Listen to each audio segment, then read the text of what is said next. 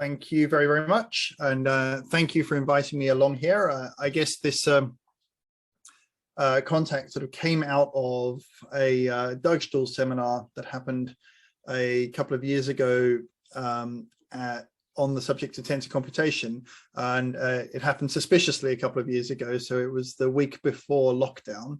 Sort of collapsed in a bit of a mess when everyone had to run back to America. But Peter Brown was there, and I noticed Norman Rinkus in the room. He was there as well.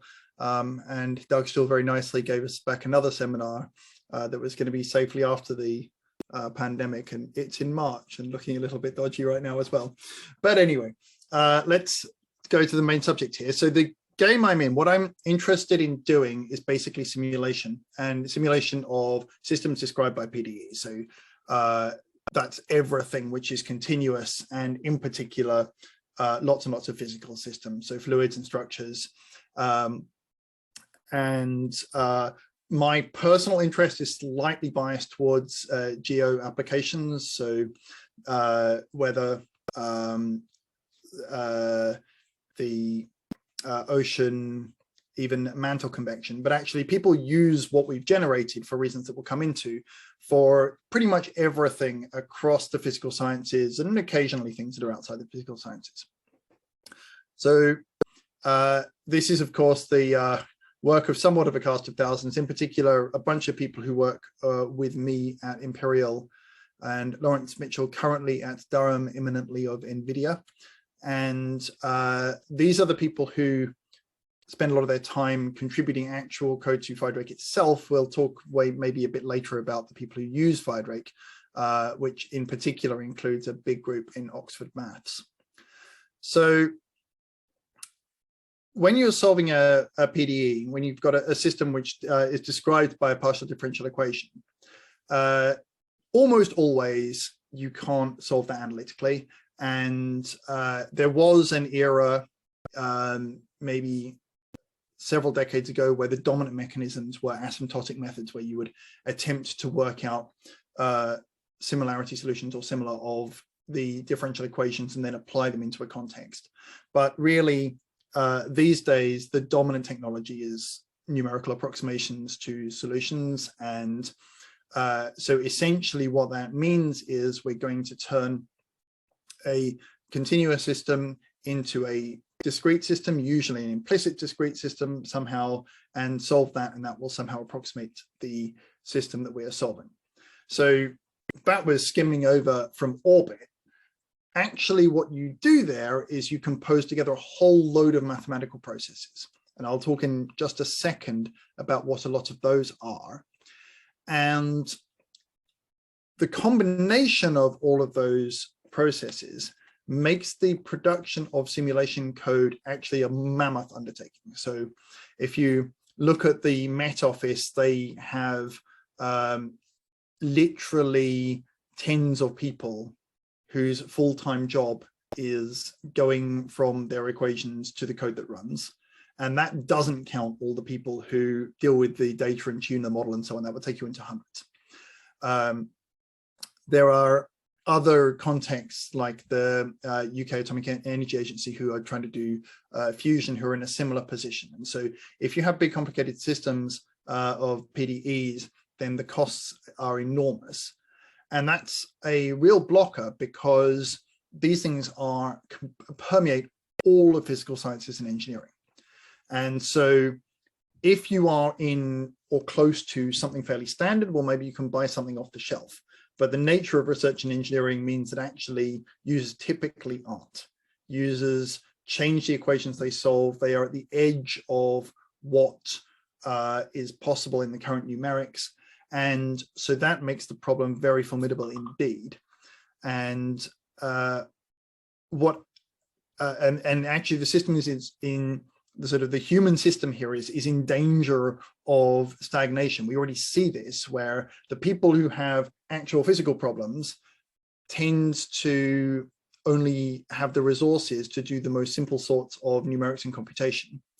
And the people who research the numerics and the computation can only solve trivial problems. And there's a real bridging problem to bring the most sophisticated methods to the realistic cases. So if you look in supercomputing papers, you'll see any number of PDE solvers, and it turns out that they're all mischaracterization, but basically a huge number of them are solving Poisson in a unit box because they think that demonstrates the principle of what they're doing. And there's then a magic step which is assumed, whereby scientists and engineers with real hard physical problems in complicated domains are going to take that over. And so this is what I've written on the slide here are kind of a sequence of these steps that you have to do, right? So you start at the top and you work out what your equations are. And that's the physical modeling problem. That's what an engineer or a scientist does. And then there's a numerical analysis problem of what discretization should I use for this? So where do I put my variables? What approximate function spaces do I use in order to represent them? Then I have to work out how to solve the resulting system. This is all just me making choices, right? This is before we get to implementation. And then I have to actually do the implementation. So I have to drive a set of loops that turn my continuous system into a discrete system. And that has to happen in parallel because these are very, very big systems. Some of the, in fact, the only science problems which have entire top 50 supercomputers devoted to their solution are solving PDEs. Weather forecasting and seismic inversion are about the only things that will get you up there. And then the solver problem, which I'll come back to in about 20 minutes time, I guess, is also very complicated. And that was just for the forward problem. And it turns out actually that simulations are not what most scientists and engineers are actually interested in. Most scientists and engineers are interested in an actual engineering or physical problem. And so the physical problem version of this is usually something like what causes the effects that I'm looking at, or to what parameters is the system that I'm looking at most sensitive, which is an inverse problem. And the classical engineering problem is what is the optimal configuration of this system such that I achieve the goal that I'm after for minimal expenditure of some resource. And that's also an inverse problem. So actually, having set this system up, you have to do it all again backwards for the adjoint. So the approach that we have, and it's one which is we're not completely unique in. There's another project called Phoenix who are a lot like us, and something called FreeFan++, which are a little bit different, but a similar concept, is to bring together what have historically been two rather distinct bits of computational mathematics. So there is the symbolic computation world of things like Mathematica, and that descends into compilers essentially. And then there is the traditional scientific computing world of heavy number crunching and solving linear systems at very large scale, for example.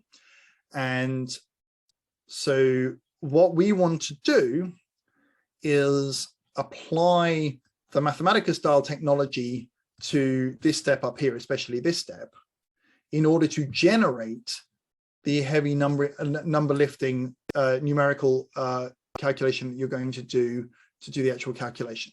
So you first do Mathematica and then you do MATLAB. It's maybe one thing to look at it, but I didn't really mean MATLAB. I meant a optimized C program running on an awful lot of processors. So we want to take this lot out of there. And how do we do it? Well, this is where this becomes a tensor computation problem. So we start off with some vector calculus.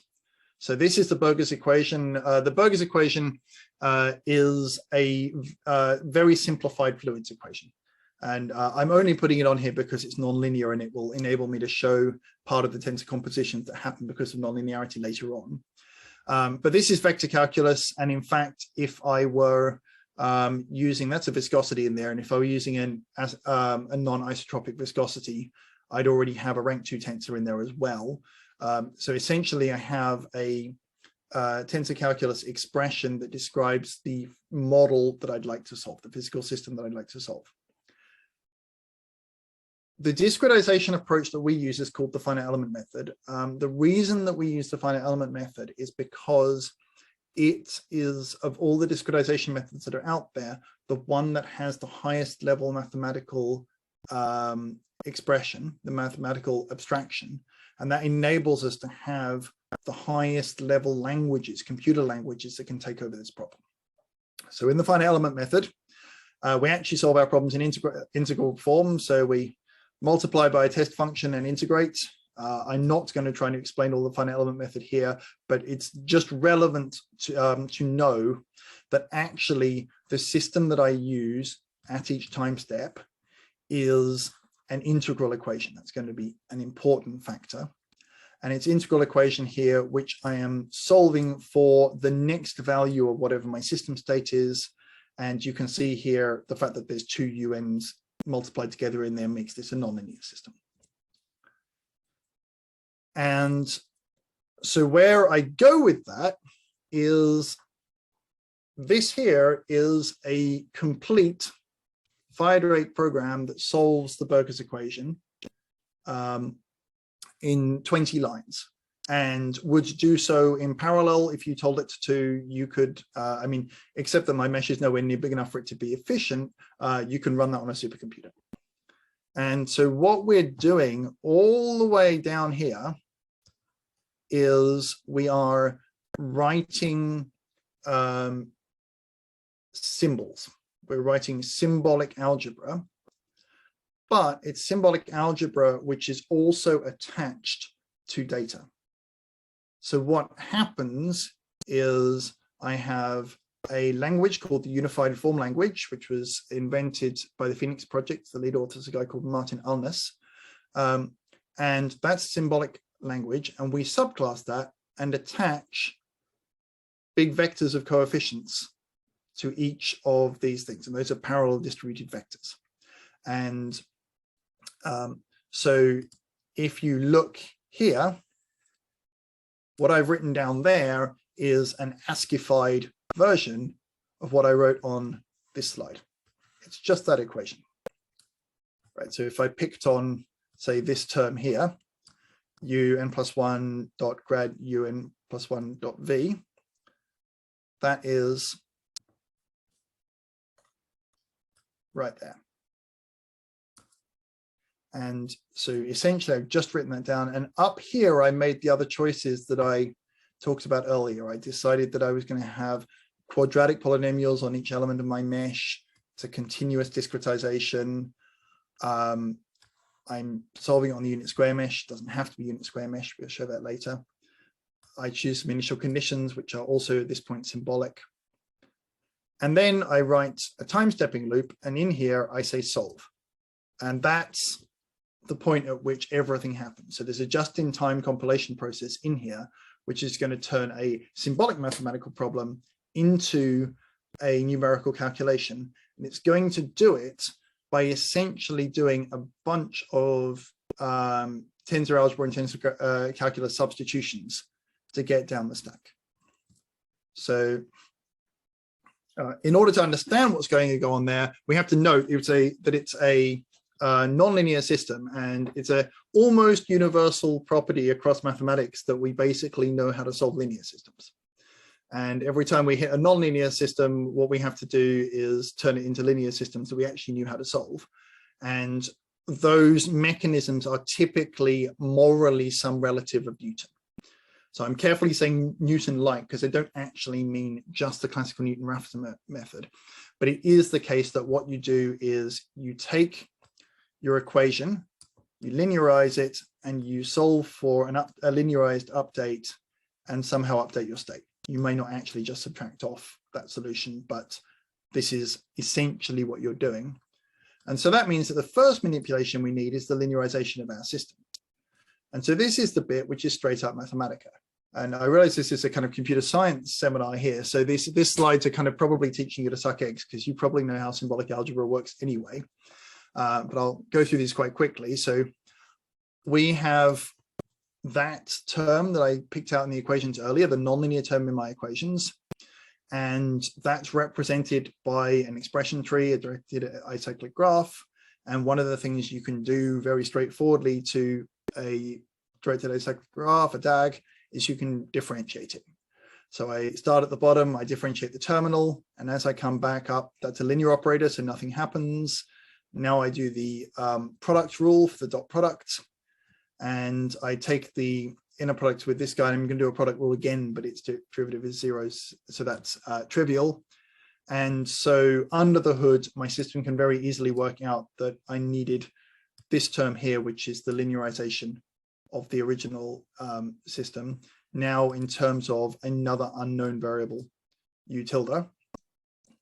So now I've got the symbolic version of my equations and the symbolic version of their linearization, so I can do that Newton step I drew a little while ago. And so now, remember, those are integral equations. So I have to evaluate all of those integrals. And so what I do is I evaluate the integrals on each cell, because integration is a linear process, so you can just cut it up into little bits, evaluate on each cell. And typically, I only know actually how to integrate on a reference cell. So I change coordinates back to a reference cell. Well, this is another symbolic phase of my calculation. So I transform my symbols again.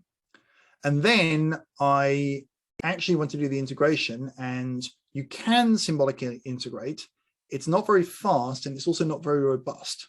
So it's pretty easy for a user to type in a integrand that will take out whatever your symbolic integrator was.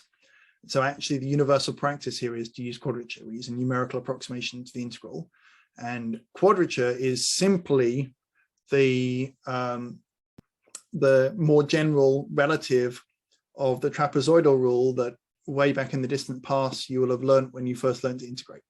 So I represent my integral as the integrand evaluated at a set of special points and summed over a set of integration weights.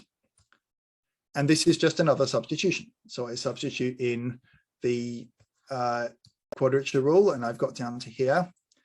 And what that actually means is that I need these basis functions, the shape functions of my finite elements, evaluated at arbitrary points. And that gives me a tensor for each basis function in each direction, because this is a gradient of a basis function at each quadrature point. I can evaluate a number. So I get a multidimensional tensor. So what I've done is actually I've turned this into a tensor contraction. One tensor contraction happening in every cell. So this is way down in a tight loop. And so I can do this. It turns out that the change of coordinates is another tensor contraction. So I'm just building an enormous tensor contraction here at the bottom of the stack. And it turns out that it really, really matters what order you do tensor contractions in. This is a tensor seminar, I'm sure you knew that. And so what you end up with is a constrained integer linear program. And so our code generation framework that solves that ILP, just calls out to an ILP solver to know the loop order that it's going to do. In this case, that would be pretty easy. Actually, it's worse than that, because I'm assuming here that these basis functions, so the set of polynomials over, say, one triangle, are just a function that I can evaluate. Well, that is true, but it's a long way from optimal. And so actually, if you are, and especially if you're on quadrilateral hexahedral elements, you can decompose those basis functions into products of one-dimensional basis functions. And so then you end up with an expression that looks like this, because you have products of basis functions in different directions. And when you take a gradient, then in each component, you only get a gradient of the corresponding directional basis function multiplied by the others. The product rule does that to you. And so now I have an enormous set of indices to optimize over. And it turns out it really, really matters how I do this, because there are 9 indices there that scale with the polynomial degree of my approximation. And so this is an operation which the naive implementation of scales as the polynomial degree to the power 9. And that's why high order finite element is horrifically expensive. actually, because of the fact that these terms decompose, you can lift parts of the product out of this sum, and you can take it down in the optimal case, if I don't even assemble matrices, to order p to the 4. But that is the consequence of getting this bit right. So our code does this, and this is the first time I'll show an actual result. This is a plot from one of our papers on this, where we demonstrate that as we increase polynomial degree, it's up to degree 9, I hit the right line here. And I can come back to why asymptoting down onto the line is the right thing later if anyone cares. The important point is that this is the right thing to do, and that involves something which would be very unfun to code by hand, right? It's a particular permutation of 9 indices. If you think about the traditional way of writing numerical software, where you write down loops in C or Fortran for all of those loops, this starts to look very, very difficult. But that's just operator assembly, right? I've only managed to evaluate my operator. I haven't solved anything yet. And so now we get into a next stage up, and this is where we hook into a system called PETSI. PETSI is an enormous numerical library that basically comes from Argonne National Laboratory. And the PETSI world is, we will solve f equals 0 for you. For you is an overstatement here, because actually the optimal nonlinear solvers depend heavily on the system that you're actually solving. And so we're going to show you how we mesh into the PETSI system to produce a composition of what are in fact tensor factorizations. That's what a linear solver is, at least, that produces what we're after. So I have a function which is a nonlinear solver, right? So a nonlinear solver takes this guy, it takes its derivative, which we worked out how to do a little while ago, and it takes a linear solver that it's going to use at each Newton step. And what's the linear solver look like? The linear solver is actually a preconditioned Krylov subspace method. So it's a iterative solver, possibly the null iterative solver if you wanted to do a direct solver, but potentially an iterative solver, preconditioned by something.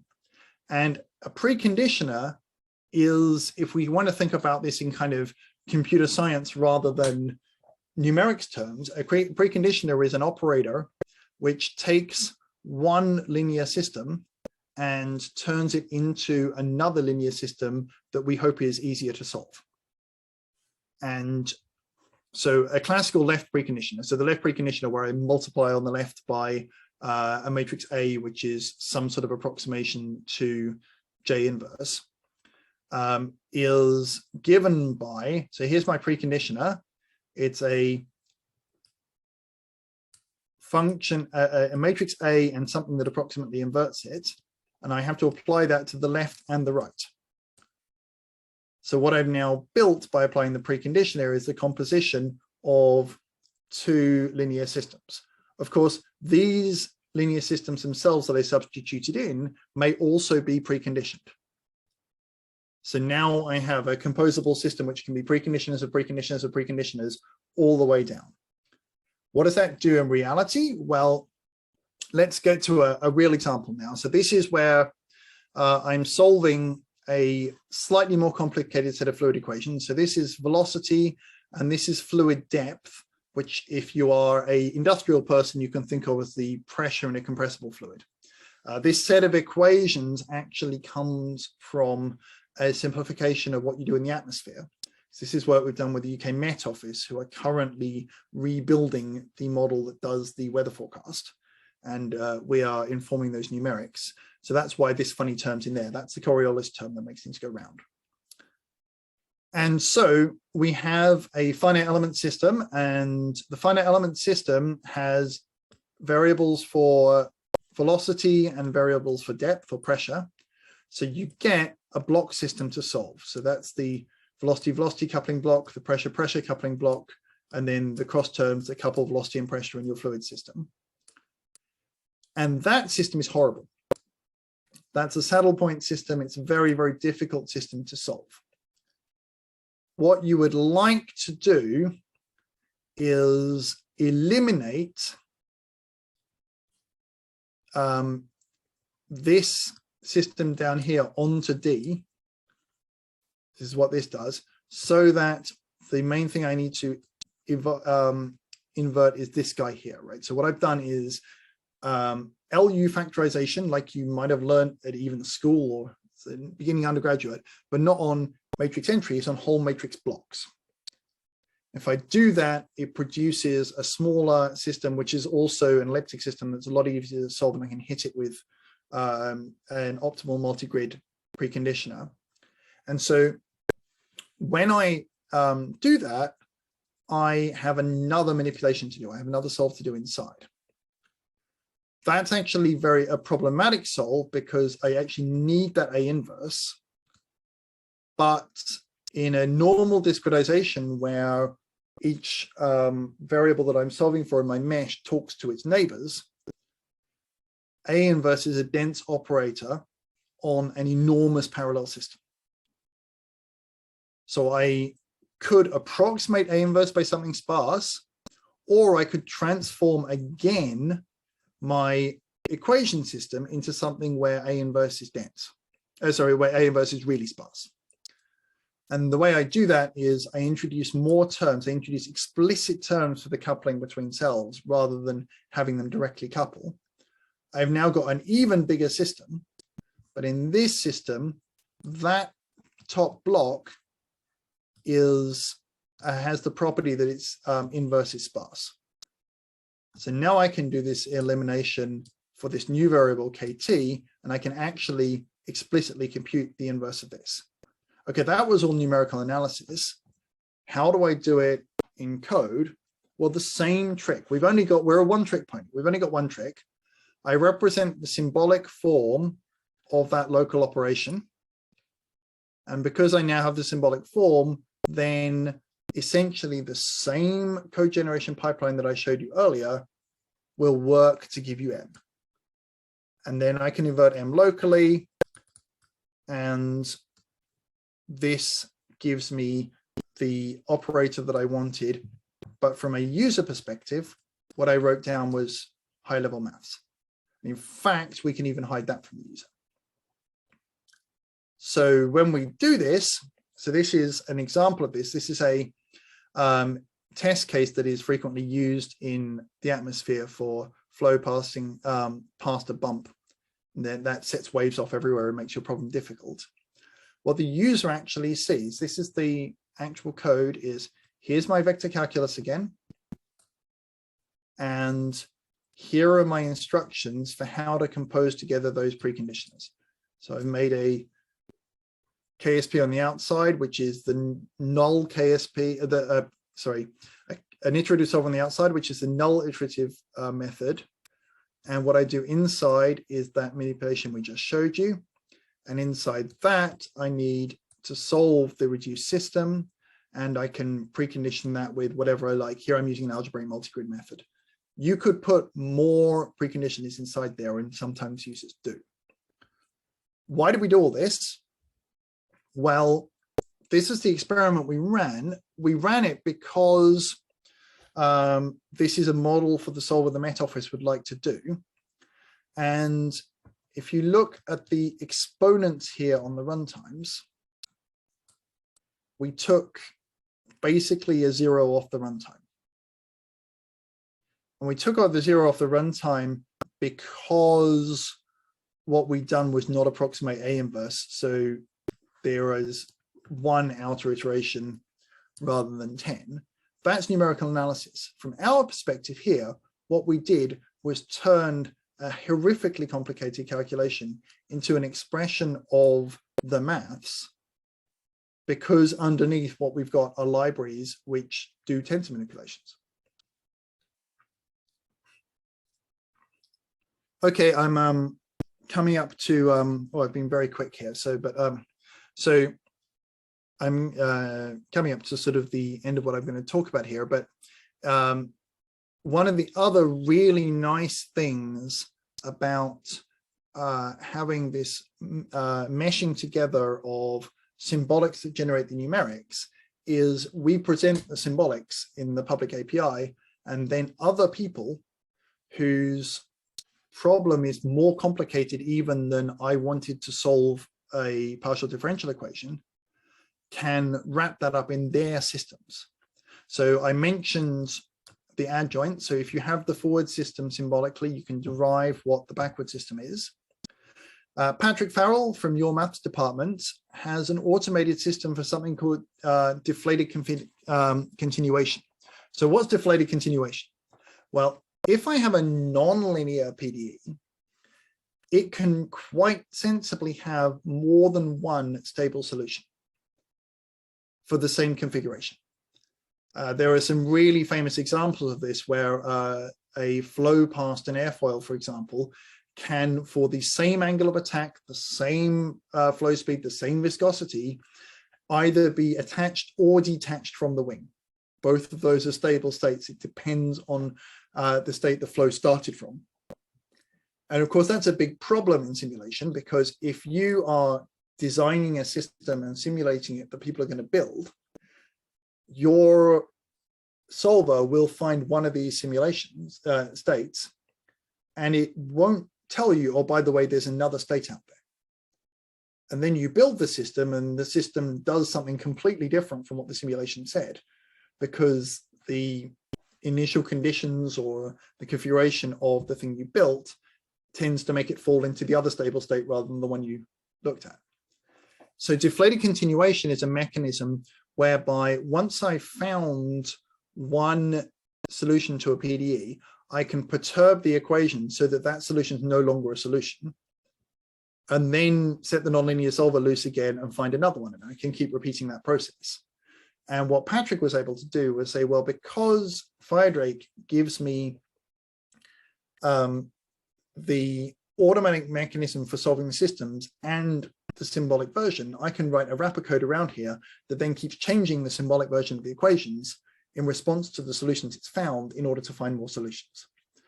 What we're also doing now is we've got a lot of work going, because life is great as long as what you're doing is really solving a PDE.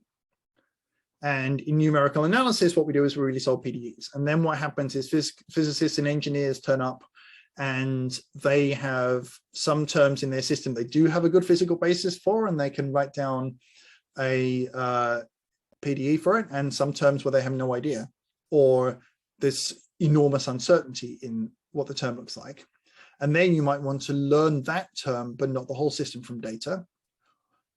Or it turns out that real scientists and real engineers like their systems to, in some way, resemble the real world system they're interested in studying. And so they want to assimilate data into the system. And so other work we have running at the moment is about extending those symbolic layers so that we can plug in, essentially, in the case of external operators, anything that you can tell me the derivative of. Even if it's not a vector calculus expression, I can just drop into my equations. So the classic case there is a neural net, right? You can evaluate a neural net, you can differentiate a neural net, but it doesn't look like a vector calculus expression. So we're working on the ways that you make those things seamlessly hang together.